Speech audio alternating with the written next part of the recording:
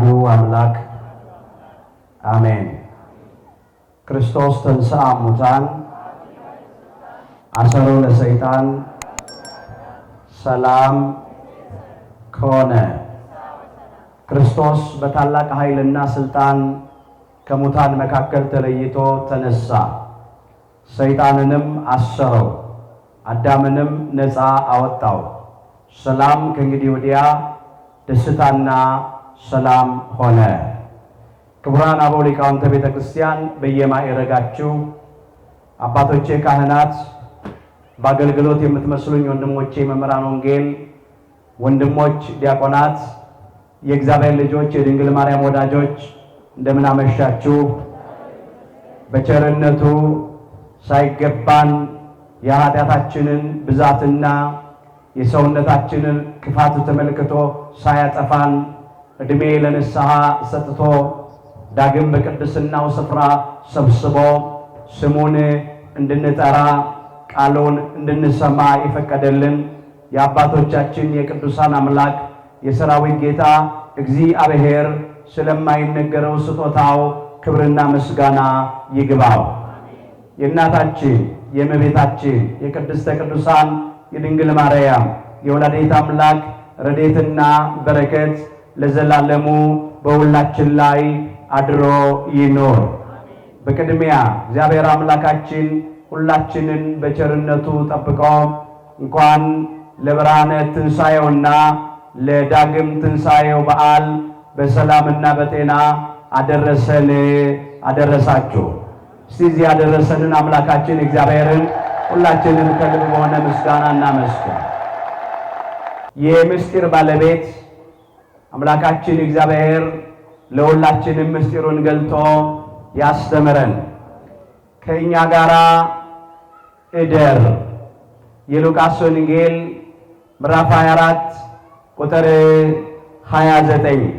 ለዛሬ አምላካችን እግዚአብሔር እንደረዳን መጠን በሚኖረን ጊዜ የምንማርበት የትምህርታችን ርዕስ ይሆናል። ዛሬ በዚህ ርዕስ ለመማር የመረጥንበት ምክንያታችን በቤተ ክርስቲያናችን ሥርዓት መሠረት በዚህ በዘመነ ትንሣኤ ሦስተኛው ሰንበት የዛሬው ሰንበት ማለት ነው በቅዳሴው ክፍለ ጊዜ እንዲነበብ በግጻዌው የታዘዘው የቅዱስ ወንጌል ክፍል ስለሆነ ነው። የሉቃስ ወንጌል ምዕራፍ 24 ከቁጥር 13 እስከ 33 ያለው በየዓመቱ በዘመነ ትንሣኤ ሦስተኛው ሰንበት ይነበባል። እኛም ከዚህ ክፍል ይህንን ርዕስ አንስተናል። ከእኛ ጋር በሉ እደር። የሉቃስ ወንጌል ምዕራፍ 24 ቁጥር 29 ላይ ኃይለ ቃሉ ተመዝግቦ እናገኘዋለን። ለዛሬ በዚህ ርዕስ እንማራለን። በዚህ ርዕስ ውስጥ በመጀመሪያ ከኛ ጋር እደር የሚለውን ቃል እነማን እንደተናገሩት እንመለከታለን።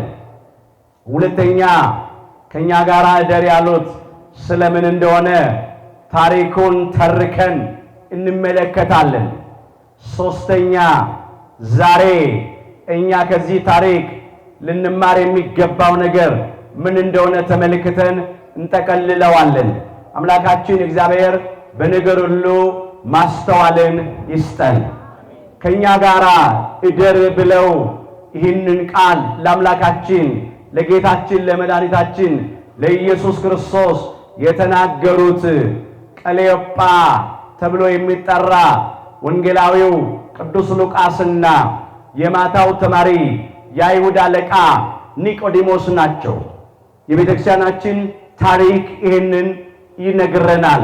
የሉቃስ ወንጌል ምዕራፍ 24 ቁጥር 13 ጀምሮ የተመዘገበውን እንመለከተዋለን። እንደዚህ ብሎ ያነሳዋል። እነሆም ይላል ከነርሱ ሁለቱ ያላቸው ቅዱስ ሉቃስንና ቅዱስ ኒቆዲሞስን ነው። በዚያ ቀን ያለው በትንሣኤው ምሽት ነው። አምላካችን ጌታችን መድኃኒታችን ኢየሱስ ክርስቶስ ለድነት ዓለም ለቤዛ ዓለም በዕለተ ዓርብ በቀራንዮ መስቀል ላይ ከተሰቀለ በኋላ በሥጋ ሞቶ እንደተቀበረና በሦስተኛው ቀን ሞትን ድል አድርጎ መግነዝ ፍቱልኝ መቃብር ክፈቱልኝ ሳይል በኃይሉና በስልጣኑ እንደተነሳ ሁላችን እናውቃለን። ቅዱስ ጳውሎስ እንዲህ ብሎ እንደመዘገበው አንደኛ ቆሮንቶስ ምዕራፍ 15 ቁጥር 3 ላይ መጽሐፍ እንደሚል ክርስቶስ ስለ ኃጢአታችን ሞተ ተቀበረም፣ መጽሐፍም እንደሚል በሦስተኛው ቀን ተነስቷል ያለው። ክብር ምስጋና ይግባው አምላካችን ጌታችን መድኃኒታችን ኢየሱስ ክርስቶስ። ሁልጊዜም በሃይማኖት ጸሎት የምናደርሰው ቃል ነው።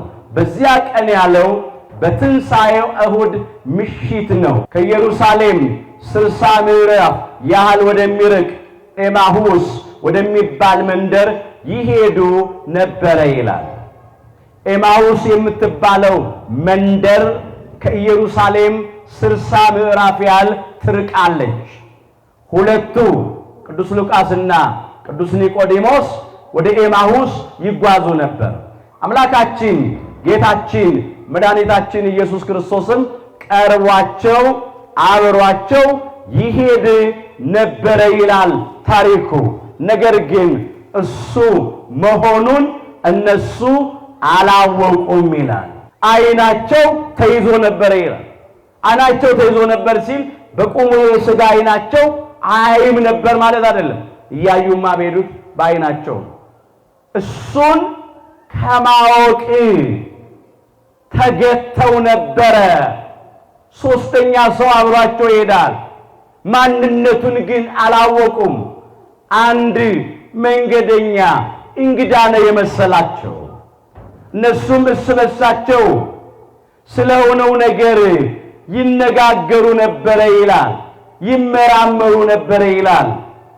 አምላካችን ጌታችን መድኃኒታችን ኢየሱስ ክርስቶስ በጸሎተ ሐሙስ ምሽት ታልፎ ስለመሰጠቱ እነሆ በዕለተ ዓርብ ብዙ መከራ ስለመቀበሉ በሥጋ ሞቶ ስለመቀበሩ ደግሞ ሥጋው በመቃብር አለመኖሩን ሥጋውን ማን ወሰደው እያሉ እርስ በርሳቸው ይነጋገሩ ይመራመሩ ነበረ። ገና ትንሣኤውን አልገለጠላቸውም ነበረና አምላካችን ኢየሱስ ክርስቶስ እንዲህ ብሎ እንዳላዋቂ ሆኖ ጠየቃቸው ነው የሚለው። እየጠወለጋችሁ ስትሄዱ፣ በሐዘን እየተከዛችሁ ስትሄዱ እርስ በርሳችሁ የምትነጋገሯቸው ነገሮች እነኚህ ምንድናቸው አለ። ወገኖቼ እንቆቅልሻቸውን ሊፈታላቸው ነው እንጂ ምስጢሩን ሊገልጥላቸው ነው እንጂ ትንሣኤውን ሊያሳያቸው ነው እንጂ በሱ ዘንድ የማይገለጥ የተከደነ የማይታወቅ የተሰወረ ምንም ነገር የለም። እንደ አላዋቂ ሆኖ ይጠይቃቸዋል። እነሆም ከሁለቱ ቀለዮጳ የሚባል ቅዱስ ሉቃስ አምላካችን ኢየሱስ ክርስቶስን እንዲህ ብሎ ይናገረዋል። አንተ በኢየሩሳሌም እንግዳ ሆነ ለብቻ ትኖራለህን አለው። በእነዚህ በሦስት ቀን ውስጥ የሆነውን ነገር አታውቅምን አለው። እኮ ሰው ያወቀው ፀሐይ የሞቀው የአደባባይ ምስጢር ነው። እንዴት አንተ ይህን ትጠይቃለህ? የማያውቅ የለማ። አምላካችን ኢየሱስ ክርስቶስ በቀራንዮ ኮረብታ በአደባባይ ነው በዕፀ መስቀል በግፍ የተሰቀለው። ይሄንን ሁሉ ያውቃል። በዚያ በኢየሩሳሌም አካባቢ የነበሩ ሰዎች ሁሉ የሚያውቁት ነው። አዲስ ነገር አይደለም፣ እንግዳ ነገር አይደለም። እንዴት ትጠይቀናለህ ብሎ ነው የሚናገረው። አሁንም አምላካችን ኢየሱስ ክርስቶስ የሆነው ነገር ምንድነው ብሎ ይጠይቀዋል። እንደ አላዋቂ ሆኖ ማለት ነው። ምን ሆነ? ምን ተፈጸመ? ይህ ምንድነው ይላቸዋል። እነርሱም እንዲህ አሉት፣ በእግዚአብሔርና በሕዝቡ ሁሉ ፊት በሥራና በቃል ብርቱ ነቢይ ስለነበረው ስለ ናዝሬቱ ስለ ኢየሱስ ክርስቶስ ነው አሉት። ጻድቅ ስለነበረው እውነተኛ ስለነበረው ደግ ስለነበረው ደግሞ አዋቂ ስለነበረው እሱ ነብይ ብቻ አይደለም የነቢያት አምላክ ነው የነቢያት ፈጣሪያቸው ነው በሰውና በእግዚአብሔር ፊት ጻድቅ ነው እውነተኛ ነው ኃጢአት ለባህሪው ማይስማማው እንከን የማይወጣለት ነውር ነቀፋ የማይገኝበት ጻድቀ ባህሪ ንጹሃ ባህሪ ነው ሁሉ የሚቻለው ካህሌ ሁሉ ኤልሻዳይ የሚሳነው ነገር የሌለ በቃል ተናግሮ የሚያደርግ በሥራ የሚያደርግ ደግሞ እንደተናገረ የሚሰራ ነውና በቃልና በሥራ በሰውና በእግዚአብሔር ፊት ብርቱ ስለነበረው ስለ ኢየሱስ ክርስቶስ ነው የምንነግርህ አሉት ስለራሱ ለራሱ ይነግሩታል እሱ እንደሆነ አላወቁምና እንዲህም አሉት እነሆ የካህናት አለቆች ጸሐፍት ፈሪሳውያን መኳንንቶቻችን ለሞት ፍርድ እንዴት አሳልፈው እንደሰጡትና እንደሰቀሉት ነው ይሉታል ያውቃሉ በግፍ መሰቀሉን ያውቃሉ ያለ ምንም ምክንያት መሰቀሉን ያውቃሉ ስለዚህ በግፍ ለመስቀል ሞት አሳልፈው ሰጡት ሊፈረድበት የሚገባው በርባንን ወንበዴውን ማጅራት መቺውን ነፍሰ ገዳዩን ፈተው ለቀቁ ንጹሑን አምላክ የሰላምን አምላክ የሰላምን አባት የሰላምን አለቃ የሰላምን ንጉሥ ሰላማዊ ኢየሱስ ክርስቶስ ግን ሰቅለው ገደሉት ብለው ነገሩት ዓለም እንዲህ ነች ጠባይዋ ይሄ ነው የዓለም ዳኝነት ሁሉ ጊዜ እንደዚህ በርባኖችን ትፈታለች ትለቃለች ሰላማውያኑን ደግሞ ሰቅላ ትገድላለች ዛሬ ዓለም ሰላም አጣ እንዲህ የምትጨነቀው የምትታወከው ሰላሟን ኢየሱስ ክርስቶስን ሰቅላ ስለገደለችው ነው እርሱ ሰላማችን ነውና ይላል ኤፌሶን ምዕራፍ 2 ቁጥር 14 ላይ ሰላማችን አምላካችን ጌታችን መድኃኒታችን ኢየሱስ ክርስቶስ ነው እሱን ሰቅላ ስለገደለች ሰላም የለም እኛስ ይላሉ ቀጥለው እስራኤልን እንዲቤዥ እንዲያድን እንዲታደግ ያለው እርሱ ነው ብለን ተስፋ አድርገን እንጠባበቅ ነበር አሉት እንዲህ ሲሉ ነው በዚያ ዘመን እስራኤላውያን በሮማውያን ቅኝ ግዛት ስር ተይዘው ነበርና የመሰላቸው ምድራዊ ንጉሥ ነው እስራኤልን ከሮማውያን ቅኝ ግዛት ነፃ ያወጣል ብለው ይጠብቁ ነበር ነገር ግን ይህ ከሆነ 3 ቀን ሆኖታል ወደዚያ ወደ መቃብሩ ስፍራ የሄዱ ሴቶች ቅዱሳት አንስት የመላእክትን ራእይ ተመለከትን ብለው መጥተው ነገሩን መላእክት እንዲህ ያሏቸው ሕያውን አምላክ ከሙታን መካከል ስለምን ትፈልጉታላችሁ እንደተናገረው ተነስቷል እንጂ በዚህ የለም አሏቸው ይሄንን መጥተው ነገሯቸው ከነሱ መካከል ደግሞ ይሄንን ከሰሙት ማለት ነው ሄደው ሊቀ ሐዋርያት ቅዱስ ጴጥሮስ እና ሐዋርያውና ወንጌላዊው ቅዱስ ዮሐንስ ወልደ ነጎድጓድ ወደ መቃብሩ ተጓዙ ሴቶቹ እንዳሏቸው ቅዱሳት አንስት እንዳሏቸው መቃብሩ ባዶ ሆኖ ድንጋዩ ተንከባሎ አገኙ ስጋውን ግን በመቃብሩስ አላገኙትም ብለው ነገሩት አምላካችን ኢየሱስ ክርስቶስ ከዚያ እንዲህ አላቸው የማታስተውሉ ብሎ ገሰጻቸው ለምን ይገሰጹ ዘንድ ይገባ ነበርና እናንተ የማታስተውሉ ነቢያትም የተናገሩትን ሁሉ ባችሁ ከማመን የዘገየ ክርስቶስ ይህን መከራ ይቀበል ዘንድና ወደ ክብሩ ይገባ ዘንድ ይገባ የለምን አሏቸው ነው የሚለው ክርስቶስ መከራን ይቀበል ዘንድ ደግሞ ወደ ክብሩ ይገባ ዘንድ ይገባው የለምን አላቸው ከሙሴ የሕግ መጻሕፍት ጀምሮ ከቅዱስ ዳዊት መዝሙራት እየጠቀሰ ከቅዱሳን የነቢያት መጻሕፍት እየጠቀሰ ያስተምራቸው፣ ይነግራቸው፣ ያስረዳቸው ጀመረ ነው የሚለው። እየፈተፈተ አጎረሳቸው፣ የተሰወረውን ምስጢር ገለጠላቸው፣ የራቀውን አቀረበላቸው፣ የረቀቀውን አጎላላቸው። እንደዚህ እያስተማራቸው ምስጢሩን እየገለጠ ሲጓዙ የሚሄዱበት መንገድ አለቀ። ከኢየሩሳሌም ተነስተው ኤማሁስ ነበር የሚጓዙት። ኤማሁስ ደረሱ። 60 ምዕራፍ አለቀች። ከዚያ እሱ ደግሞ ሩቅ የሚሄድ መሰላቸው። የተገለጠው ለነሱ አልፎ የሚሄድ መንገደኛ መስሏቸዋል፣ አላወቁትም። ከዚያ በኋላ እንዲህ አሉ፣ ቀኑ መሽቷል፣ ጌታ ሆይ ሊመሽ ጀምሯል፣ እየጨላለመ ነው፣ ፀሐይዋ እየጠለቀች ነው።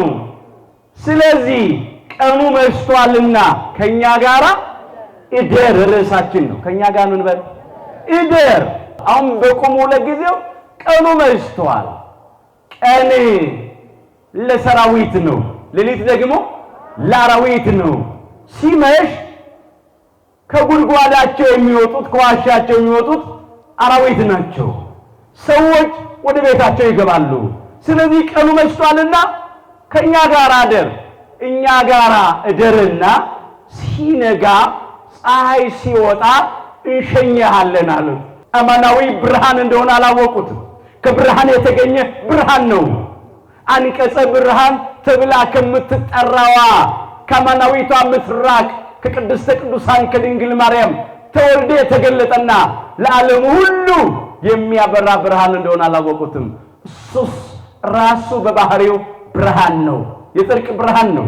የሕይወት ብርሃን ነው። የትንሣኤ ብርሃን ነው። የነጻነት ብርሃን ነው። ጨለማ ያላሸነፈው የማያሸንፈው ጠፈር ደፈር የማይከለክለው ለዘላለም የሚያበራ ብርሃን ነው። ክብር ምስጋና ይግባው አምላካችን ጌታችን መድኃኒታችን ኢየሱስ ክርስቶስ። ግን አላወቁትም።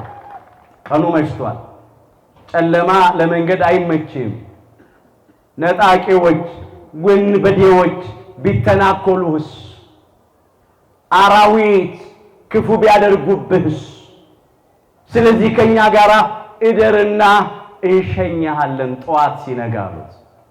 በቆሙ መጀመሪያ ይሄ ነው። ሁለተኛው ነገር ግን ያን የመሰለ ትምህርት እንዲቋረጥባቸው አልፈለጉም።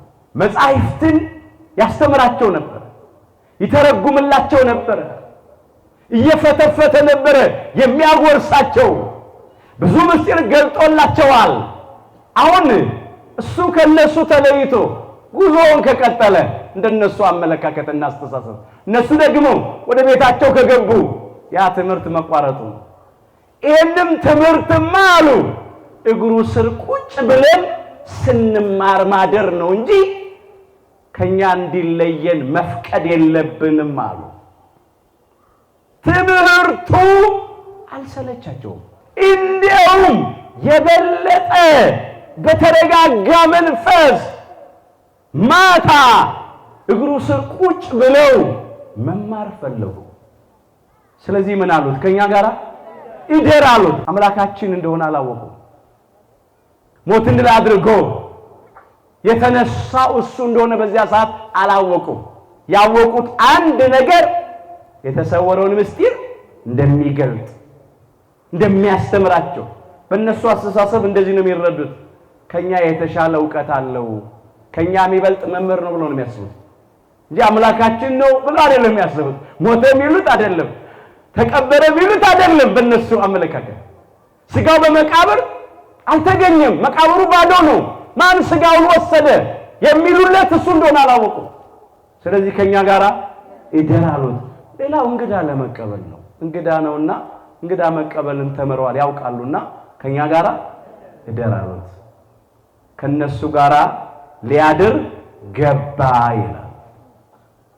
ግድ ስላሉት ከኛ ጋር እደር ያሉት እንደው ከአንገት በላይ ከውስጥ ያልሆነ ብቻ አይደለም ከልባቸው ከኛ ጋር እደር ብለው ግድ አሉት ይላል መጽሐፉን ስትመለከቱት። ግድ አሉት፣ አጥብቀው ለመኑት፣ ማለዱት። እንደው ግድ የሚለው ሰው አግኝቶ ነው እንደሱ። ስለዚህ ሊያደርግ ገባ። ማዕድ አቀረቡ ቤት ያፈራውን ብለው። ከዚያ በኋላ እንዲባርክላቸው እሱን ጋበዙት። መጀመሪያ ስለ እንግድነቱ መባረክ ያለበት የቤት ባለቤት ሳይሆን ማን ነው? እንግዳ ነው። እንግዳ ነህና ማዕዳችንን ባርክልናል። ስለ እንግድነቱ። ሁለተኛ ስለ መምህርነቱ፣ አንተ የተሰወረብንን ምስጢር ገልጠህልናል፣ መጻሕፍትን አስረድተህናል። ስለዚህ አንተ ልትባርክልን ይገባል፣ መምህራችን ነህና ባርክልናል። ስለ መምህርነቱ። ሶስተኛ እሱ ራሱ ተነሳ። ለምን? የአማልክት አምላክ ነዋ፣ የኃያላን ኃያል ነዋ፣ የጌቶች ጌታ ነዋ። እሱ እያለ ማን ይባርካል? ከሱ የበለጠ ማንም የለም፣ እንደሱ ያለ ማንም የለም። ስለዚህ ሊባርክ በስልጣኑ ተነሳ። እንጀራውን ባረከው።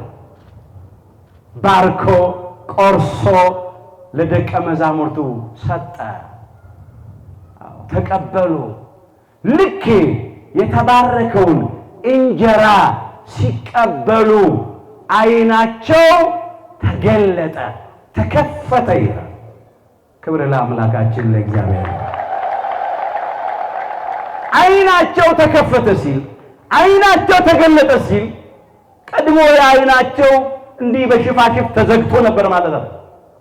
ዓይናቸው ተከፈተ ተገለጠ ሲል ዓይነ ልቡናቸው በራ ነው። እርሱ መሆኑን አወቁት ይላል። ይቀጥልና ዓይነ ልቡናቸው በራ። እሱም ከነሱ ምን አለ? ተሰወረ። ረቂቅ መለኮትን ከስጋ ጋር እንደተዋሃደ ለማጠየቅ ከነሱ ተሰወረ። ቤት በኩል ወጣ ሳይሉ ሄደ። ከዚያ እንዲህ ተባባሉ እርስ በርሳቸው። ቅድም ትዝ ይልሃል አሉ አንዱ ለአንዱ፣ ቅዱስ ሉቃስ ለቅዱስ ኒቆዲሞስ ወይም ቅዱስ ኒቆዲሞስ ለቅዱስ ሉቃስ ማለት ነው። ትዝ ይልሃል በመንገድ ላይ እኮ ልባችን ይቃጠልብን ነበረ። ምን ይል ነበረ? ይቃጠልብን ነበረ። መጽሐፍትን ሲገልጥልን፣ ሲያስተምረን፣ ሲያስረዳን፣ ሲተረጉምልን ተባባሉ። አይገርምም ይላል አንዱ ለአንዱ። እኛ ሞተ የምንለው ተቀበረ የምንለው ስጋው በመቃብር የለም፣ መቃብሩ ባዶ ነው፣ ስጋውን ማን እንደወሰደው አናውቅም የምንለው ለካ ራሱ አምላካችን ነው። የሚገርም እኮ ነው። ደግሞ እንዳላዋቂ ይጠይቀናል። እንዴት አይነት ነገር ነው ተባባሉ። ይህንን እየተባባሉ ግን ሊያድሩ አልፈቀዱም። ያን የምስራች፣ ያን ደስታ፣ ያ ነገረ ትንሣኤውን የሰሙትን የአምላካችንን ቃል ሞትን ድል አድርጎ የተነሳውን አምላክ ኢየሱስ ክርስቶስን አይተውታልና ያንን ሊያበስሩ በዚያው ሰዓት ከኤማሁስ ወደ ኢየሩሳሌም መመለስ ጀመሩ። ድካም አለ እኮ 60 ምዕራፍ ነው የተጓዙት ከኢየሩሳሌም እስከ ኤማሁስ በእግራቸው። ግን አይ ደክሞናል፣ እንተኛ፣ ትንሽ እንረፍና ሲነጋ ሄደን ይህን የምስራች ለደቀ መዛሙርቱ እንነግራቸዋለን፣ ጌታችንን እኮ አየነው አገኘነው ብለን እናበስራቸዋለን አላሉም። እኛ ያገኘነውን ደስታ እነሱ ማግኘት አለባቸው። ሄደን የምስራቹን እንንገራቸው፣ ከጭንቀታቸው እናረጋጋቸው፣ ሐዘናቸው ለደስታ እንዲለወጥ፣ ልቅሷቸው ለሳቅ እንዲለወጥ፣ ልባቸው እንዲያርፍ እናድርጋቸው። ይህን ደስታ እኛ ብቻ ይዘን ለብቻችን ማደር የለብንም አሉ። የሚገርም ነው። ቃሉ እንደዚህ ይላል። የሉቃስ ወንጌል ምዕራፍ 24 ቁጥር 33 ጀምሮ በዚያችም ሰዓት ይላል። ወዲያው እኮ ነው ክርስቶስ ማዕዱን ባርኮ ቆርሶ እንደሰጣቸው እንደተቀበሉ እሱ መሆኑን እንዳወቁ እንዳስተዋሉ ተነስተው ወደ ኢየሩሳሌም ተመለሱ። ደቀ መዛሙርቱ ያሉት በኢየሩሳሌም ነው። ደጃቸውን ዘግተው እያዘኑ ነው፣ እያለቀሱ ነው፣ ጭብጥ ኩርምት ብለው አይሁድን ስለፈሩ። እንዲህም ሆነ 11 ደቀ መዛሙርት ከእርሱ ጋር የነበሩትንም ጌታ በእውነት ተነስቷል፣ ለስምዖንም ታይቷል እያሉ በአንድነት ተሰብስበው አገኟቸው። እነርሱም ቅዱስ ሉቃስና ቅዱስ ኒቆዲሞስን ነው እነሱም ያለው በመንገድ የሆነውን እንጀራውንም በቆረሰ ጊዜ እንዴት እንደታወቀላቸው ተረኩላቸው። አሁን በዓይነ ሕሊናችሁ ሂዱ። በመንገድ ላይ እንዴት አድርጎ እንደተገለጠላቸው ነው የተረኩላቸው። ደግሞ ቤት ውስጥ ከኛ ጋር እደር ብለው በግድ ከነሱ ጋር ያድር በገባ ጊዜ እንጀራውን አንስቶ ባርኮ ቆርሶ ሲሰጣቸው እንዴት እንደታወቀላቸው ተረኩላቸው።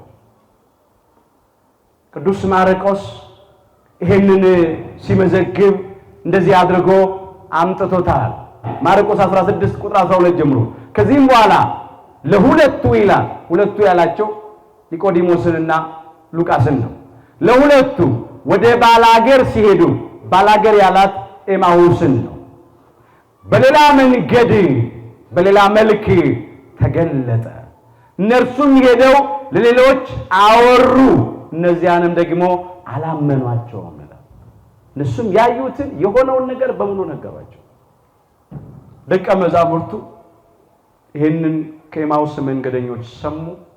ከዚያ ራሱ አምላካችን ኢየሱስ ክርስቶስ ደግሞ በመካከላቸው ገብቶ ቆመ፣ ትንሣኤውን ገለጠ። የእጆቹንና የእግሮቹን ችንካር ምልክቶች አሳያቸው፣ የተወጋው ጎኑን አሳያቸው። እኔ ራሴ ነኝ አለ። ሞት የማያሸንፈው ሕይወት፣ መቃብር ይዞ የማያስቀረው ትንሣኤ ነውና ሞትን ድል አድርጎ እንደተነሳ ሲያውቁ ደቀ መዛሙርቱ ደስ አላቸው። ደስ ይበላችሁ፣ ደስ አላቸው። ከእኛ ጋር እደር። ከዚህ ታሪክ እኛ ምን እንማራለን? በመጀመሪያ ከዚህ ታሪክ የምንማረው በመንገድ ላይ ስንሄድ የእግዚአብሔርን ቃል መጫወት፣ የእግዚአብሔርን ቃል መነጋገር። በቅዱሳት መጻሕፍት ውስጥ በብዙ ስፍራ ይሄ ተመዝግቦ እናገኛለን። ጥቂት ነገር እናንሳ። ኦሪት ዘዳግም ምዕራፍ 6 ቁጥር 6 ጀምሮ እኔም ዛሬ ላንተ የማዘውን ይህንን ቃል በልብህ ያዝ ይላል አምላካችን እግዚአብሔር በሊቀ ነቢያት በሙሴ በኩል ለሕዝበ እግዚአብሔር ለእስራኤል ዘሥጋ ያዘዛቸው ትእዛዝ ነው። እግዚአብሔር አምላካችን ቃሉን በሁላችን ልቡና ይጨምርልን። ይህንን ቃል በልብህ ያዝ ነው ያለው። መጀመሪያ በልብ መያዝ፣ ከዚያም ለልጆች አስተምረው፣ በቤትም ስትቀመጥ፣ በመንገድ ስትሄድ፣ ስትተኛም ስትነሳም ተጫወተው ይላል። በመንገድ ሲሄዱ የእግዚአብሔርን ቃል መነጋገር። የኤማሁስ መንገደኞች ቅዱስ ሉቃስና ቅዱስ ኒቆዲሞስ ይጫወቱ የነበረው ይነጋገሩ የነበረው በእግዚአብሔር ቃል ነው። ስለ ክርስቶስ ነበር የሚነጋገሩት። ንጽህናውን ነው፣ ቅድስናውን ነው፣ ጻድቅ መሆኑን ነው፣ በባህሪው ደግነቱን ነው፣ ፍቅርነቱን ነው፣ የዋህነቱን ነው።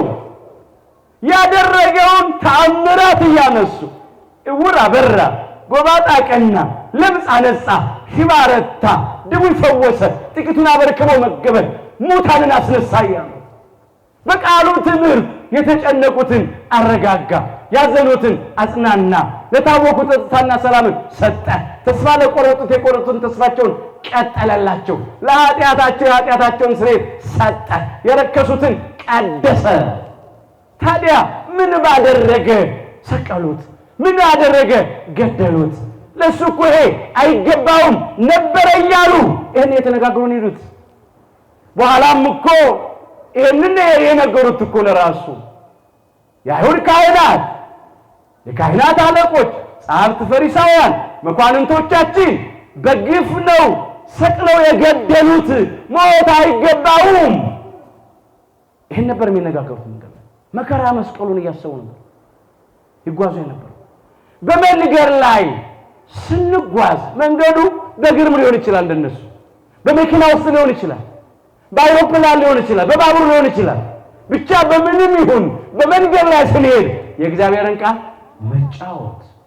በመንገድ ስትሄድ ተጫወተው ነው።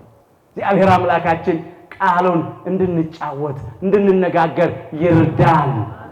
ይህ ቤተ ክርስቲያንን ምስጢራት እያነሳን አምስቱን አማደ ምስጢራት አንስተን ምስጢረ ሥላሴን፣ ምስጢረ ሥጋዌን፣ ምስጢረ ጥምቀትን፣ ምስጢረ ቁርባንን፣ ምስጢረ ትንሣኤ ሙታንን አንስተን መነጋገር፣ ሰባቱን ምስጢራተ ቤተ ክርስቲያን አንስተን መነጋገር፣ ምስጢረ ጥምቀትን፣ ምስጢረ ሜሮንን፣ ምስጢረ ቁርባንን፣ ምስጢረ ንስሐን፣ ምስጢረ ክህነትን፣ ምስጢረ ተክሊልን፣ ምስጢረ ቀንዲልን እያነሳን መጫወት፣ ነገረ ክርስቶስን እያነሳ፣ ነገረ ማርያምን እያነሳ፣ ነገረ ቅዱሳን መላእክትን እያነሳ፣ ነገረ ቅዱሳን ነቢያት፣ ቅዱሳን ሐዋርያት፣ ጻድቃን፣ ሰማዕታትን እያነሳን መጫወት፣ ነገረ ቤተ ክርስቲያንን አንስቶ መጫወት፣ ስለ እግዚአብሔር ቤተ መቅደስ ክብር መጫወት፣ ስለ ጸጋዋ ግምጃ ቤት የሰማይ ደጅ ስለተባለችው መላእክት ስለሚወጡባት ስለሚወርዱባት፣ ለአምልኮቱ ስለምንበረከክባት፣ ለክብሩ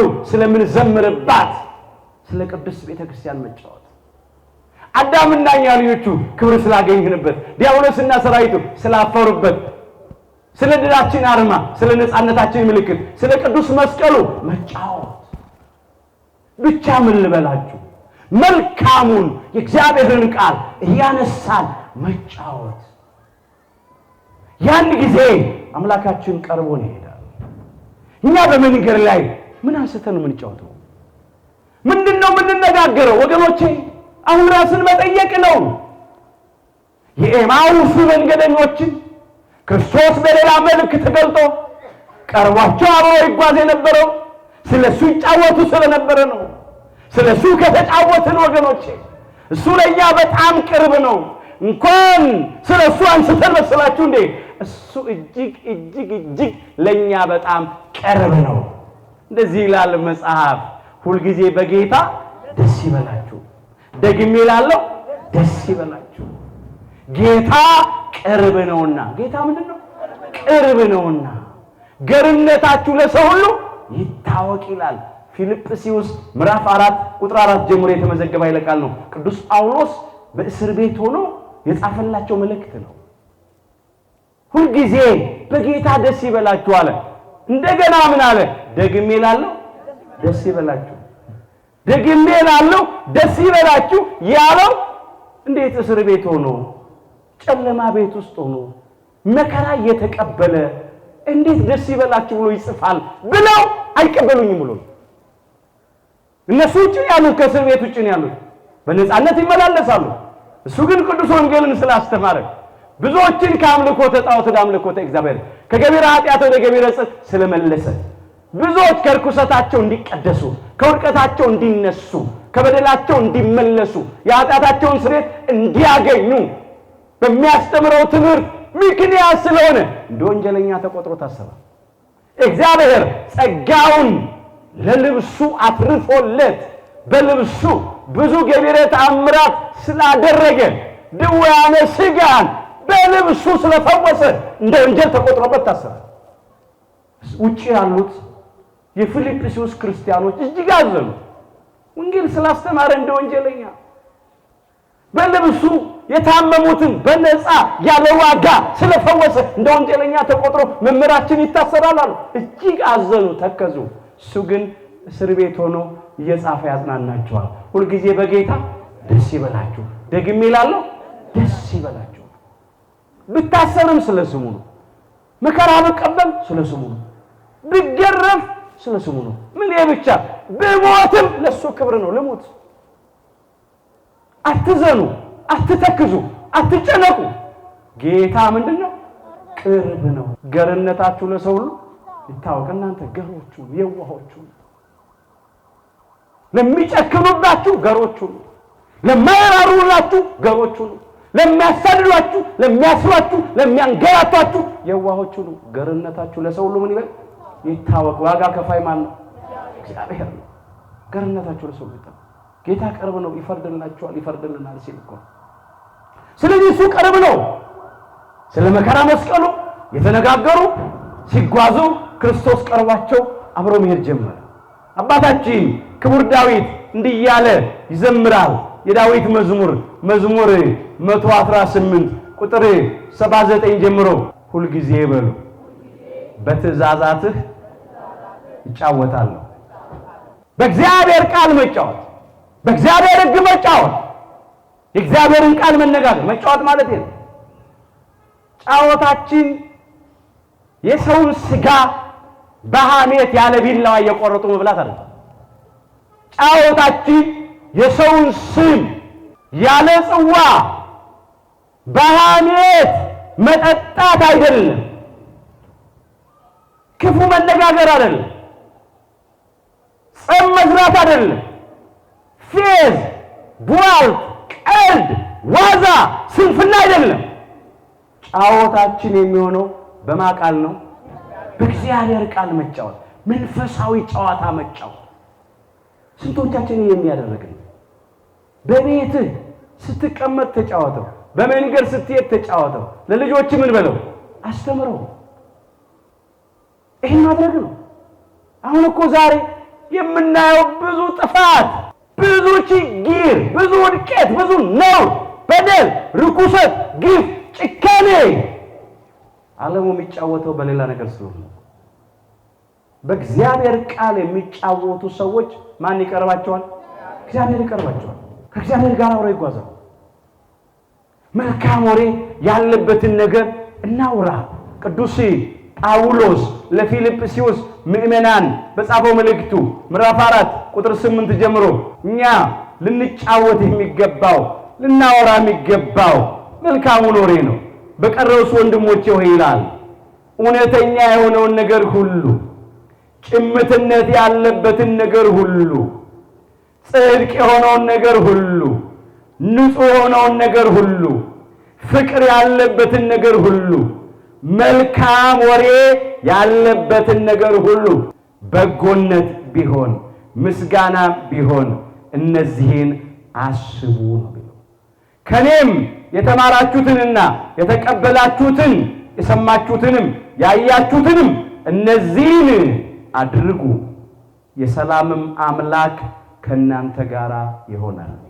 ይሄው ስለሱ ሲነጋገሩ የሰላም አምላክ ከነሱ ጋር ሆነ እኮ አብሯቸው እንባቸውን ሊያብስ የቆረጡትን ተስፋ ሊቀጥል ሁከትን አርቆ ከልባቸው ሰላም፣ ጸጥታ፣ ረፍት ሊሰጥ የሰላም አምላክ ከነሱ ጋር ሆነ።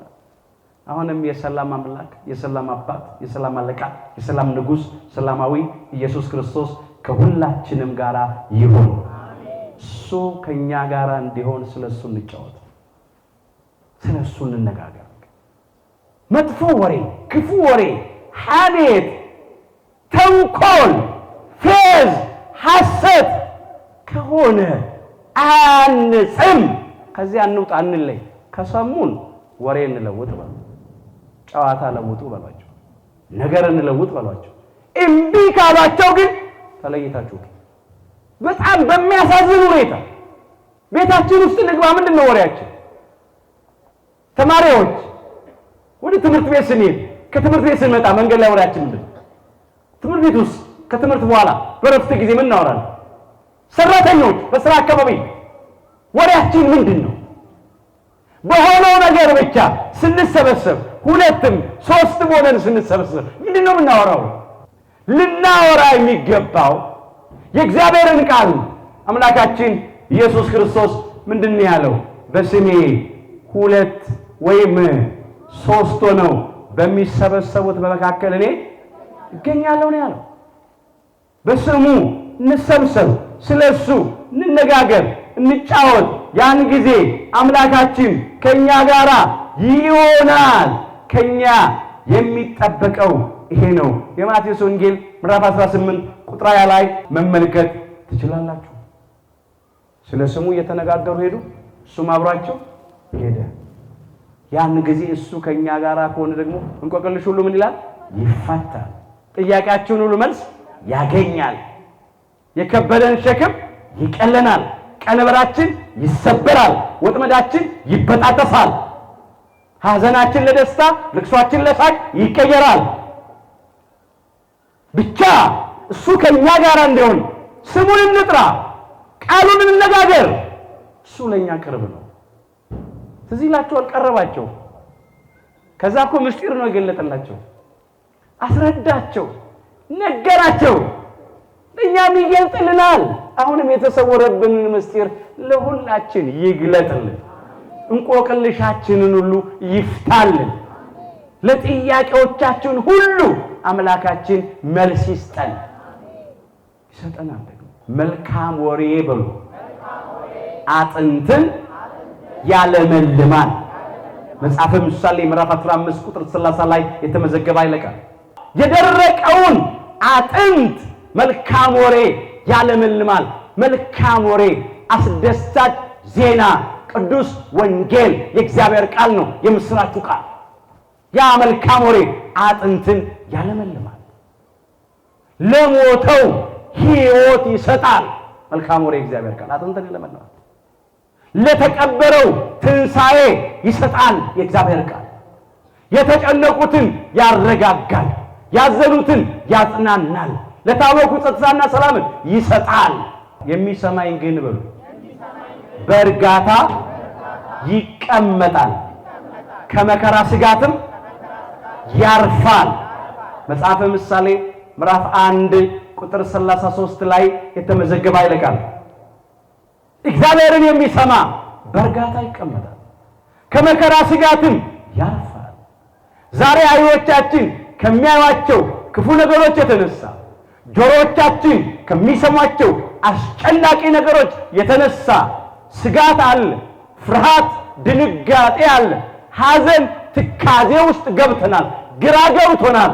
አሁን እግዚአብሔርን እንስማው፣ ከመከራ ስጋት እናርፋለን። የሚሰማኝ ግን በእርጋታ ይቀመጣል፣ ከመከራ ስጋትም ያርፋል የተባለው። ዓለም በቁስላችን ላይ ጥዝጣኔ ነው የምትጨምረው፣ አምላካችን ግን በቁስላችን ላይ መድኃኒት ነው የሚያፈሰው። ዓለም እስራታችንን ታጠብቃለች፣ እሱ ግን ከእስራታችን ይፈተናል። ዓለም ከባድ ሸክም ይጭንብናል፣ አምላካችን ግን ከባዱን ሸክም ያቀልልናል። እናንተ ደካሞች ሸክማችሁ የከበደ ሁሉ ወደ እኔ ኑ እኔም አሳርፋችኋለሁ። የማቴዎስ ወንጌል ምዕራፍ 11 ቁጥር 28 ጀምሮ የተመዘገበ አይለቃል። ከድካም ለማረፍ ወደ እሱ መቅረብ። ዛሬ ዓለም አላሳረፈችንም፣ ደግሞ አታሳርፈንም። ወገኖቼ የምንቆጥረው ገንዘባችን አያሳርፈንም፣ 2 እና 3 ዲግሪያችን አያሳርፈንም፣ ስልጣናችን አያሳርፈንም፣ መሳሪያው ሰራዊቱ አያሳርፈንም። ዝነኛ ብንሆን፣ ስመጥር ታዋቂዎች ብንሆን ያ አያሳርፈንም። ደምግባታችን ያማረ የተወደደ መልከ መልካሞች በስጋ ቆንጆች ብንሆንም ቁንጅናችን አያሳርፈንም። የሚያሳርፈን አምላካችን እግዚአብሔር ነው። ሊያሳርፈን ደግሞ እየጠራን ያለው እናንተ ደካሞች ሸክማችሁ የከበደ ሁሉ ወደ እኔ ኑ እኔም አሳርፋችኋለሁ። ቀንበሬን በላያችሁ ተሸከሟል። ቀንበሬ ልዝብ ነው አለ፣ ቀሊል ነው አለ። ልዝብ ቀንበር፣ ቀሊል ቀንበር ሕገ ወንጌል የፍቅር ሕግ እኮ ነች። ደገኛ አይቶክ ነፃ የወጣንባት ሕግ፣ ልጅነት ያገኘንባት ሕግ፣ ጸጋ እግዚአብሔር የለበስንባት ሕግ፣ እንደ ቸርነቱ መንግሥተ ሰማያት የምንወርስባት ሕግ ናት። ቀንበሬ ልዝብ ቀሊል አለ፣ ለነፍሳችሁ ዕረፍት ታገኛላችሁ። በሕገ ወንጌል ስንጫወት፣ በሕገ ወንጌል ስንመላለስ ለነፍሳችን ረፍት እናገኛለን። በምድር በረከቱን እየበላን እንኖራለን። በሰማይ እንደ ቸርነቱ ርስቱን መንግስቱን ወርሰን እንኖራለን። ምንድን ነው ያለው? እሺ ብትሉ ብትታዘዙ የምድር በረከት ትበላላችሁ። ትንቢተ ኢሳይያስ ምዕራፍ 1 ቁጥር 19 ጀምሮ እሺ ስንል ስንታዘዝ አምላካችን እግዚአብሔር የምድሩን በረከት ያበላናል። ሰማይ ዝናብን ለዘር ጠልን ለመከር እንድትሰጥ ያደርጋታል። ምድር የዘሩባትን እንድታበቅል የተከሉባትን እንድታጸድቅ ፍሬ እንድታፈራ ያደርጋታል። እምቢ ብትሉ ብታምፁ ግን ሰይፍ ይበላችኋል። ከእግዚአብሔር ፈቃድ ከእግዚአብሔር መንገድ ከእግዚአብሔር ቃል ወጥተን ግን አምልኮት ጣዖትን እየተከተልን በዝሙት እየረከስን በበደል ከተመላለስን ግን ያን ጊዜ መከራ ይበላናል። አሁን እንደምናየው ሰይፉ እየበላን ነው፣ ረሃቡ እየበላን ነው፣ በሽታው እየበላን ነው። በገዛ ሀገራችን ስደተኞች ነን። ስንቱን ላንሳላችሁ። ይሄ ከእግዚአብሔር ቃል ተለይቶ የመኖር ጉዳይ ነው። አንዱ ምክንያቱ ይሄ እሱ እንዲቀርበን በሰላም እንድንኖር በጤንነት በደስታ እንድንኖር ጓዳችንን እግዚአብሔር በበረከቱ እንዲሞላልን አሁን የሱን ቃል እየተነጋገርን በህይወታችን እንጓዝ። አምላካችን እግዚአብሔር አሁንም ቀርቦን የከበደንን ሸክም ለሁላችንም ያቅልልልን። ሁለተኛ ከነሱ የምንማረው ምንድነው ስንል እንግዳ መቀበል ነው። ምንድነው ያሉት? ከኛ ጋራ ይደር። ጌታ ሆይ ሊመሽ ጀምሯል፣ ቀርቧል። ፀሐይዋ እየጠለቀች ነው። ስለዚህ ከኛ ጋራ ይደር ብለው ግድ አሉት። ከኛ ጋራ እደር ብቻ አይደለም ግድ ብለው ነው የለመኑት። እንግዳ መቀበል ይገባል። እንግዳ በመቀበል ብዙ ነገር ይገኛል። በምድርም በሰማይም በስጋም በነፍስም በጊዜያዊ ሕይወታችንም በዘላለማዊ ሕይወታችን። ቅዱስ ጳውሎስ በዕብራውያን መልእክቱ ምዕራፍ 13 ቁጥር 1 ጀምሮ ይህንን አምጥቶታል። እንግዶችን ለመቀበል አትርሱ ይላል። በዚህ አንዳንዶች ሳያውቁ መላእክትን እንግድነት ተቀብለዋልና። ማንን? መላእክትን እንግድነት ተቀብለዋል። የሚገርማችሁ የኤማውስ መንገደኞች ሳያውቁ ክርስቶስን በምን ተቀበሉ? በእንግድነት ተቀበሉ። አላወቁትም እኮ እሱ እንደሆነ። አንድ መንገደኛ እንግዳ እኮ ነው የመሰላቸው፣ ፍጡር ነው የመሰላቸው። ፈጣሪ አምላክ ኢየሱስ ክርስቶስ እንደሆነ አላወቁ። ሳያውቁ ግን አምላካቸውን ኢየሱስ ክርስቶስን በእንግድነት ተቀበሉት። አባታችን አብርሃም ቅድስት ሥላሴ በድንኳኑ በእንግድነት እንደተቀበለ እዚያ ዘፍጥረት 18 ላይ ሙሉ ታሪኩ ተመዝግቦ የለም። በፊት ሞገስ አግኝቼ ከሆነ ባሪያን አትለፈኝ ግድ ብሎ ነው የለመነው። ግድ አላቸው። ቅድስት ሥላሴ በአብርሃም ድንኳን ገቡ። አብርሃም የጎደለበትን ነገር ሞሉለት። ሀብት አለው፣ ንብረት አለው፣ ምንም ችግር የለም። ግን ልጅ አልነበረው። በስተርጅናው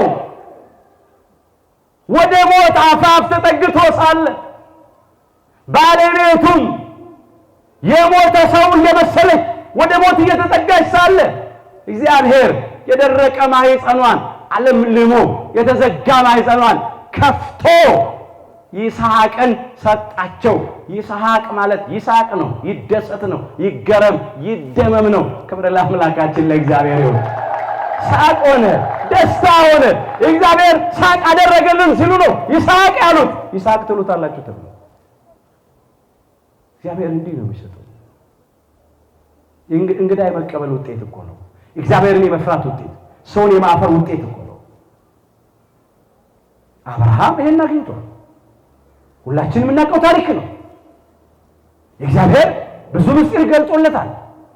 ለረጅም ዘመን ተናግሯል። በእውኑ እግዚአብሔር ከአብርሃም የሚሰውረው ነገር አለን ነው እኮ የተባለው።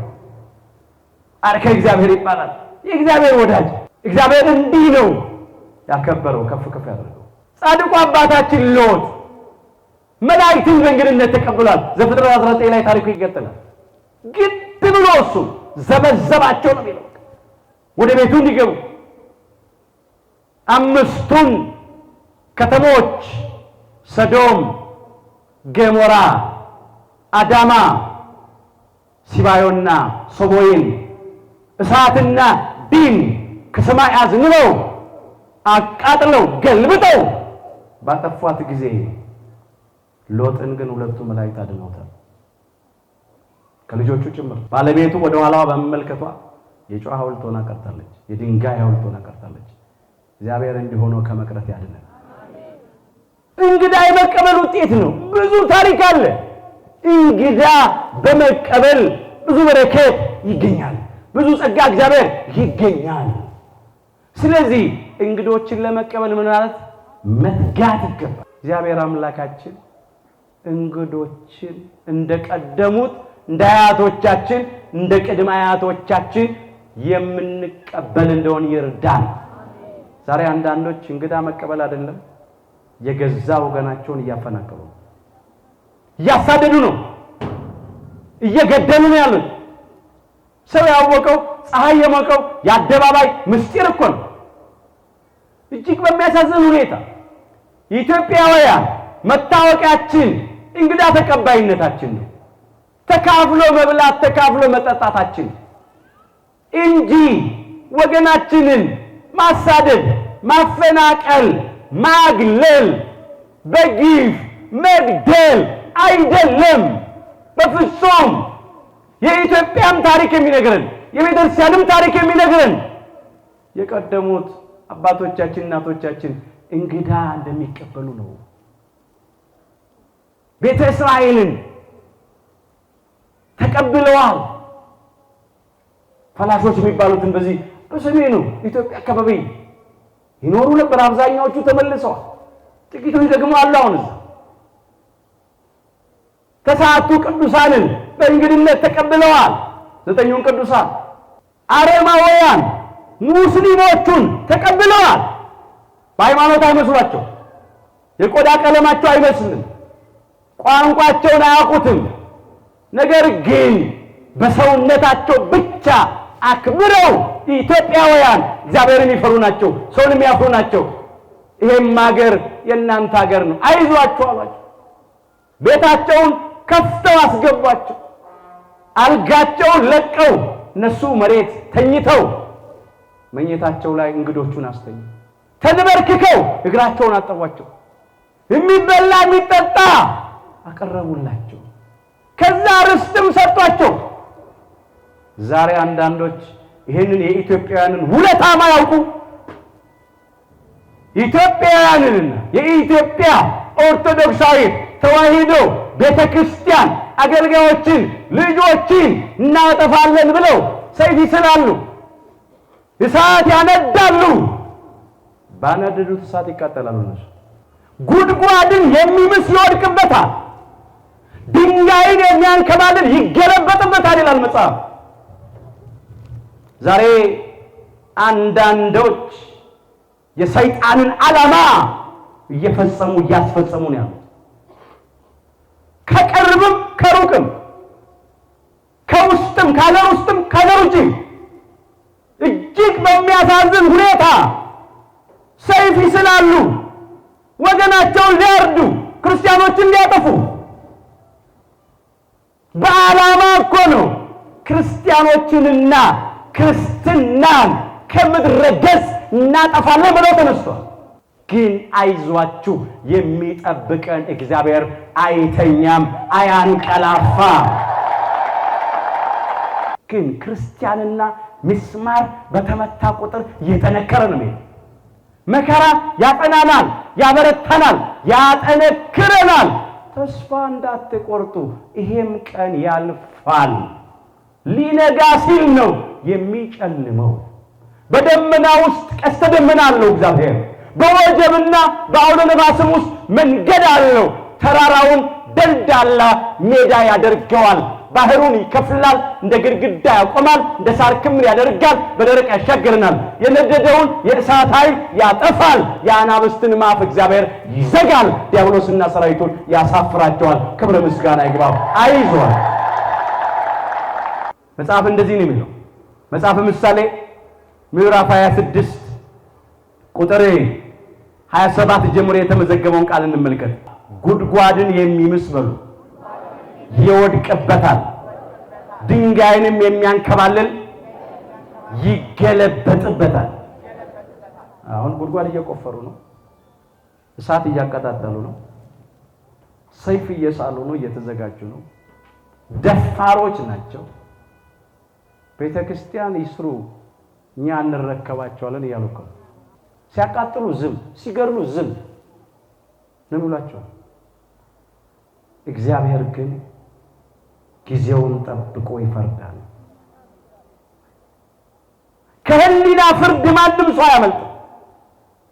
ምናልባት አንዳንዶች ጊዜ ሰጥቶናል እንደፈለገን እንሆናለን ይሆናል፣ ግን ከህሊና ፍርድ አያመልጥም። ጊዜውን ጠብቆ ከህግ ፍርድም አያመልጡም። እውነተኞች ሰዎች ሲነሱ ይፈርዳሉ። ምንም ዘመን ሊቆጠር ይችላል፣ ሊረዝም ይችላል። በጊዜው ፍርድ አለ። በምድር ህግ ይጠየቃሉ።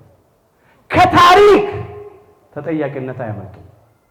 ደግሞ ከምንም በላይ ማንም ከእግዚአብሔር ፍርድ አያመልጥም። እግዚአብሔር ይፈርዳል፣ እግዚአብሔር ይጠይቃል። አንደኛ ሳሙኤል ምዕራፍ 2 ቁጥር 10 ላይ እግዚአብሔር ጋራ የሚጣሉ ይደቃሉ፣ በሰማይም ያንጎዳጉድባቸዋል፣ እግዚአብሔር እስከ ምድር ዳርቻ ይፈርዳል ነው። እግዚአብሔር ይፈርዳል፣ እግዚአብሔር ይበቀላል ጊዜውን ጠብቆ። ማንም ከዚያ ደግሞ አያመልጥም እንዳይመስላችሁ። እግዚአብሔር ይበቀላል፣ የበቀል አምላክ ነው። አንዴ ስናይ አይቶ እንዳላየ ዝም ይላል፣ ሰምቶ እንዳልሰማ ዝም ይላል። ትዕግስት የባህሪው ነው። ብዙ ዘመን ይሸከማል፣ ፈጥኖ አይፈርድም፣ አይቆጣም። ስለዚህ አንዳንዶች እንደሌለ ቆጥረውታል። ግን እሱን መጠበቅ ነው። እግዚአብሔር ለሁላችንም ጽናቱን ይስጠን። እንደው በዛ መከራ ውስጥ በስጋ እንድንሞት እንኳን ፈቃዱ ከሆነ አይዟችሁ፣ ከሞት በኋላ ህይወት አለን፣ ከመቃብር በኋላ ትንሣኤ አለን። እኛ ሞተን ፈርሰን በስብሰን አንቀርም። ሞት የመጨረሻ ነገር አይደለም። ሞት እስከሌለው ዘላለማዊ ህይወት የመጀመሪያ ነው። ከምድር ወደ ሰማይ የምንወጣበት መሰላል ነው። ከሚያልፈው ዓለም ወደማያልፈው ዓለም የምንሸጋገርበት ድልድይ ነው። ከዚህ ዓለም ውጣ ውረድ፣ መከራ፣ ጭንቅ የምናርፍበት የምንገላገልበት ነው። ብቻ ሃይማኖታችን ናትና ምግባራችንን እናቅና። እንግዳ ለመቀበል መትጋት። ብዙዎች እንግዳ ተቀብለው ብዙ በረከት አግኝተዋልና። እነኚህ የኤማሁስ መንገደኞች ቅዱስ ሉቃስና ቅዱስ ኒቆዲሞስ እንግዳ ተቀበሉ። ሳያውቁ ማንን ተቀበሉ? ክርስቶስን ተቀበሉ። አላወቁም፣ እሱ እንደሆነ አላወቁም፣ ግን ተቀበሉ። አናውቅም፣ ማን ወደ ቤታችን እንዲመጣ አናውቅም። በተቻለ አቅም በእምነት እንግዳ እንቀበል። ለእግዚአብሔር ሆኖ አሳልፈን ሰጥተን ማለት ነው። ይሄ የመጀመሪያው እንግዳን በመቀበል የምናገኘው ነገር ነው። ሌላው እንግዳ ተቀብለው እቤታቸው ከገባ በኋላ እንጀራውን ምን አደረገ? እሱ ባረከ ነው ያለው። የተባረከ ማዕድ በትንሣኤው ምሽት በሉ፣ እራት ከክርስቶስ ጋር በሉ። የተባረከ ማዕድ፣ ምስጢር የሚገልጥ ማዕድ፣ ጤና የሚሰጥ ማዕድ፣ ያለ እርሱ ፈቃድ በሉ የበላ ደስ ብሎትስ ተድላን የቀመሰ ማን ነው? መጽሐፈ መክብብ ምዕራፍ 2 ቁጥር 25 ላይ የተመዘገበ አይለቃም። ያለ እግዚአብሔር ፈቃድ የበላ ደስ ብሎትም ተድላን ደስታን የቀመሰ ያገኘ ማንም ሰው የለም። ስለዚህ ማዕዳቸውን ለማን አስባረኩ? ለክርስቶስ ባርክልናል። እኛም ማዕዳችንን እናስባርክ፣ ስለ እግዚአብሔር እንጥራ። እንዲያው እንደመጣልን ማዕዱ እንደቀረበ ብድግ አድርጎ መብላት አይደለም፣ በቃ መሻማት ነው። እንደሱ አይደለም። መጀመሪያ ይሄንን ማዕድ የሰጠንን እግዚአብሔርን ማመስገን፣ ምግቡ ለጤና እንዲያደርግልን፣ በምግቡ ደግሞ ኃይል እንዳንበድል እንዳናሳዝን መለመን፣ ያንን ማዕድ ደግሞ ለኛ እንዳደለ ለሌሎችም እንዲያደላቸው መማፀን፣ መጠየቅ፣ መለመን ከዛ በኋላ መብላት ስመ እግዚአብሔር ጠርቶ አምላካችን ኢየሱስ ክርስቶስ ራሱ በመዋዕለ ስብከቱ ያስተማረ ይሄንን ነው። የተባረከ ማዕድ ይበዛል፣ ይትረፈረፋል። ምናውቀው ታሪክ አይደል እንዴ? 2 ዓሣና 5 እንጀራ አበርክቶ ሴቶችና ሕፃናት ሳይቆጠሩ 5000 ወንዶች በደንብ አድርገው ይበሉት ማለት ነው። በልተው 12 መሶብ በበረከት ተርፎ ተነሳ። ይሄ የተባረከ ማዕድ እንደዚህ ነው ነው። ካልተባረከ ብንበላም አንጠግብም፣ ብንጠጣ አንረካም፣ ጤናም አይሰጠንም፣ አይስማማንም። ስለዚህ የተባረከ ማዕድን መባረክ፣ ስመ እግዚአብሔር መጥራት፣ ይህን ራሱ ባለቤቱ አስተምሯል። የተባረከ ማዕድ ምስጢር ይገልጣል። ባርኮ ሲሰጣቸው እኮ ነው እስከዛይ ሰዓት ድረስ እሱ መሆኑን ምን አላሉም ነበር? አላወቁም። ልክ የተባረከውን ማዕድ ቆርሶ ሲሰጣቸው አይናቸው ምን ሆነ? ተከፈተ። አይነ ልቡናቸው በራ። እሱ መሆኑንም አወቁት። ምስጢር ይገልጣል። የተሰወረብንን ምስጢር ሁሉ አምላካችን ይግለጥልን። የእዳሪ የሚሆነውን እንጀራ ብቻ አይደለም ማሰብ፣ ደግሞ በትንሣኤው ምሽት እነሱ ማዕድ በሉ አለን። የተባረከ ማዕድ ከክርስቶስ ጋር ማዕድ በሉ። ስንቶቻችን የትንሣኤው ዕለት ቅዱስ ሥጋውን በላን፣ ክቡር ደሙን ጠጣን። እሱ ብሉይ ብሏል፣ የሕይወት ምግብ ሆኗል። ቅዱስ ሥጋውን ቆርሶ ጠጡኝ ብሏል፣ ክቡር ደሙን አፍስሶ። ስንሻማ የነበረው ወይ ለዶሮ ሥጋ ነው፣ ወይ ለበግ ሥጋ ነው፣ ወይ ለበሬ ሥጋ ነው። እሱማ አዳሪ እኮ ነው።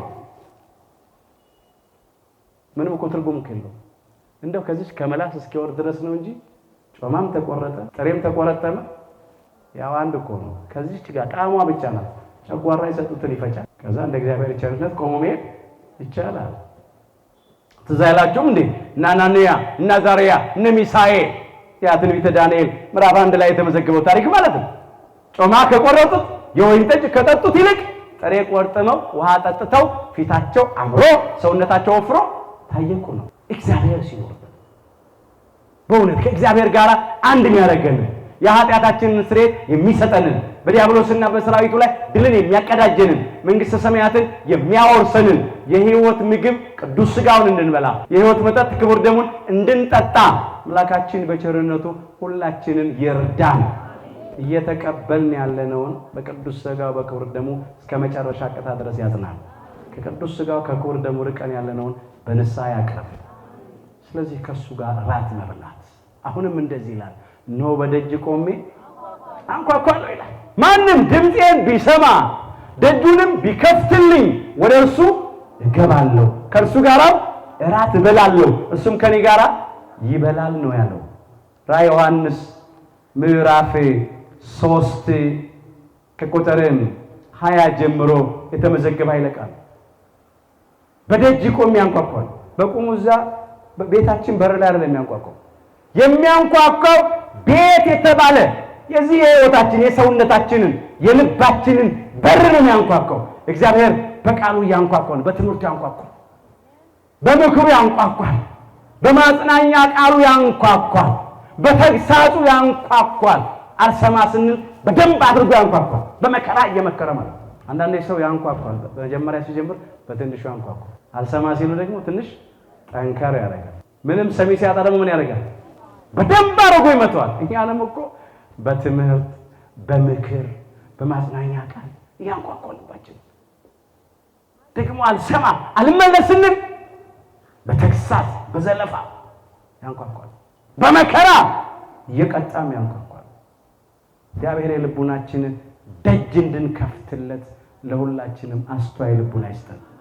እነሆ በደጅ ቆሜ አንኳኳለሁ አለ። ማንም ድምፄን ቢሰማ ቃሉን ተቀበለን እኮ ወደሱ ለመቅረብ ፈቃደኞች እኮ ሆነ። ድምፄን ቢሰማ ደጁንም ቢከፍትልኝ የልቡናውን ደጅ ቢከፍትልኝ ወደ እርሱ ምን እላለሁ? እገባለሁ፣ ከእርሱም ጋር ራት እበላለሁ፣ እሱም ከኔ ጋር ይበላል። ከኛ ጋር ይደር። ማታ ቀርቧል፣ እየመሸ ነው፣ ግባ አሉት። ከዚያስ እሱም ከነሱ ጋር ያድር ገባ እኮ። ይሄንን እኮ ነው የሚያደርገው።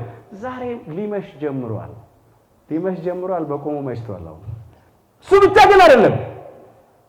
ፀሐይ ዕድሜያችን እየጨለመ ነው። ብርሃን ዕድሜያችን እየጨለመ ነው። ወጥቶ መግባት የለም፣ ተቀምጦ መነሳት የለም። ዘመኑ እጅግ አጭር ሆኗል። ስለዚህ ቀን ዕድሜያችን መሽቷልና ምን እንበለው? ከኛ ጋራ እደር፣ ከኛ ጋራ ብላ፣ ከኛ ጋራ ጠጣ ነው። እኛም ካንተ ጋራ እንብላ፣ እኛም ካንተ ጋራ እንጠጣ ነው ያደርገዋል። ሰጥቶናል። ብሉኝ እኮ አለ፣ ጠጡኝ አለ እኮ። ማንም እንደዚህ አድርጎ ሊወደን አይችልም። ታይቶም አያውቅም፣ ተሰምቶም አያውቅም። ፍቅሩ ከአይምሮ በላይ ነው። እሱ የሚያንኳኳው ሊባርከን ነው። እንባችንን ከዓይናችን ሊያብስ ነው። ሐዘናችን ለደስታ፣ ልቅሷችን ለሳቅ ሊቀይር ነው። የቆረጥነውን ተስፋ ሊቀጥል ነው። ሰላምን ሊሰጠን ነው። ምስጢርን ሊገልጥ ነው። እንኳን እኛ እንደ ቅዱስ ሉቃስ፣ እንደ ቅዱስ ኒቆዲሞስ፣ እንደ ኤማሁስ መንገደኞች ከኛ ጋር አደር ብለን ግድ ብለነው ለምነነው ቀርቶ እሱ አሁን በደጃችን ቆሞ ምን እያደረገ ነው? ያንኳኳ። ብዙ ዘመን እኮ ነው ሲያንኳኳ። ሲያስተምረን ብዙ ዘመን ነው። ሲናገረን ብዙ ዘመን ነው። በልዩ መንገድ አንኳኳ። አንዳንዶቻችን አልከፈትንም እስካሁን። እግዚአብሔር የልባችንን ደጅ እንድንከፍት ይርዳን። እባካችሁ እንክፈት። ያስገባነው ሌላ ነገር እናውጣው፣ እናስወግደው። ጣዖት ይውጣ፣ ዝሙት ይውጣ፣ ክፉ ሐሳብ ከልባችን ይውጣ። አሁን እሱን እናስገባው። በሰላም ለመኖር ደስተኛ ሆነን ለመኖር እሱ ሲገባ የመሰራች ነው፣ ደስታ ነው፣ እረፍት ነው፣ ሰላም ነው። ከዚያ በኋላ ምንድነው ከነኚህ የምንማረው? የመሰራችሁን አዩ፣ ሰሙ፣ ትንሣኤውን ገለጠላቸው። በዚያ ሰዓት ደግሞ ያንን ሊያበስሩ ምን አሉ? ሄዱ፣ ተጓዙ። ለወገን የመሰራች ማብሰር። ዛሬም ደጃቸውን ዘግተው የሚያለቅሱ ብዙ ወገኖች አሉ። የሚያዝኑ፣ የሚተክዙ፣ ቀኑ የጨለመባቸው፣ በሞት ጥላ የተከበሩ፣ ዙሪያው ገደል የሆነባቸው፣ ማጣፊያው ያጠረባቸው ሰዎች አሉ። ከቀቢጸ ተስፋ ከመቁረጥ ሊደርሱ ያሉ ወገኖች አሉ። እኛም ያየነውንና የሰማነውን ድንቅ ሥራ ማዳኑን እናውራ። ከኛ የሚጠበቀው ይሄ ነው። የዳዊት መዝሙር 95 ቁጥር 2 ጀምሮ እንመልከት። ዕለት በሉ ማዳኑን አውሩ፣ ክብሩን ለአሕዛብ ተአምራቱንም ለወገኖች ሁሉ ንገሩ። ይህንን ማውራት፣ ዕለት ማዳኑን ማውራት። ክርስቶስ ተነስቷል፣ አየነው፣ በመንገድ ላይ ተገለጠልን። ህብስቱን እንጀራውን ባርኮ ቆርሶ በሰጠን ጊዜ አይነ ልቡናችን ተከፈተ፣ በራ። እሱ መሆኑን አወቅነው። አይዟችሁ፣ አትጨነቁ፣ አትዘኑ፣ አታልቅሱ፣ ተስፋ አትቁረጡ፣ ጌታችን ተነስቷል፣ አምላካችን ተነስቷል ብለው አበሰሯቸው፣ የምስራች ነገሯቸው፣ ተረኩላቸው። ይሄን ያደረጉት እኛም እንናገር፣ እናብስር። ዛሬ ትንሣኤውን እንመስክር። የክርስቶስ ትንሣኤ የእኛን ትንሣኤ ነው የሚያስረዳው። እኛም ከሞት በኋላ ሕይወት አለን፣ ከመቃብር በኋላ ትንሣኤ አለ። አይዟችሁ እንበል። ዛሬ ወገኑን ማጽናናት አለበት። ብዙ ሰው ተስፋ ቆርጧል። ብዙ ሰው ሐዘን ውስጥ ነው ያለው፣ ጭንቅ ውስጥ ነው ያለው። በቁሙ ቀኑ የጨለመብን ነን። በግል ሕይወት ይሆናል፣ በማህበራዊ ሕይወታችን ይሆናል፣ በቤተሰብ ጉዳይ ይሆናል፣ በቤተ ክርስቲያን ጉዳይ ወይም በሀገር ጉዳይ ይሆናል። አይነቱ መጠኑ ይለያይ ይሆናል እንጂ ሐዘንተኞች ነን። ስለዚህ ማዳኑን እናውራ። ሰው ሲጨርስ እግዚአብሔር መስራት ይጀምራል። የኛ አምላክ ዘግይቶ የተነሳ ቢመስልም ሲደርስ የሚቀድመው የለም። እንንገራቸው፣ ይህም ቀን ያልፋል በሉ፣ አይዟችሁ። እርስ በርሳችን እንጽናና። ሁለቱ የኤማሁስ መንገደኞች ደቀ መዛሙርቱን ይጽናኑ፣ እኛም እናጽናና። ያየነውን፣ ያወቅነውን፣ የተረዳነውን እውነት እንመስክር። እዛ መንደር ውስጥ ላሉ ሰዎች እንናገር ሄደን እናብስር።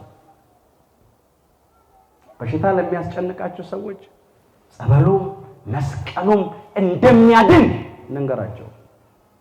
በረሃብ ለሚቸገሩ ሰዎች ያለንን እናካፍል። የታረዘን እናልብስ፣ የተራበን እናጉርስ፣ የተጠማን እናጠጣ። ደግሞ ይህም ቀን እንደሚያልፍ እንገራቸው። በመለያየት በመበላላት በመነካከስ በችግር ውስጥ ያሉ በጣም በክርክር ውስጥ ያሉ እንደ ሀገሬን ጦርነት እያዩ የኢትዮጵያ ነገር አበቃ ለሚሉ ሰዎች እንንገራቸው። እግዚአብሔር ይነሳል፣ ብቻኛ እርቅ እናድርግ፣ ሰላም እንመስርት፣ በፍቅር እንመላለስ፣ ይሄም ያልፋል እንበላቸው። እውነቴን ነው የምላችሁ። ይህን ማድረግ ከቻለን እንጽናናለን፣ እኛም ደስተኞች እንሆናለን። አምላካችን ሰላሙን ይሰጠናል። ዛሬም እግዚአብሔር አምላካችን የሚያስጨንቀንን የሚያስተክዘንን ነገር ሁሉ ከህይወታችን አርቆ ፍጹሙን ሰላም ያድለን። ግን እንዲህ እንበለው፣ ከኛ ጋራ እደር እንበለው። እንዲህ ማለት ያስፈልጋል። የሉቃስ ወንጌል ምዕራፍ 24 ቁጥር 29 ከኛ ጋራ እደር ርዕሳችን ነው። የሁላችንን መጨረሻችን አምላካችን በቸርነቱ ያሳምራል።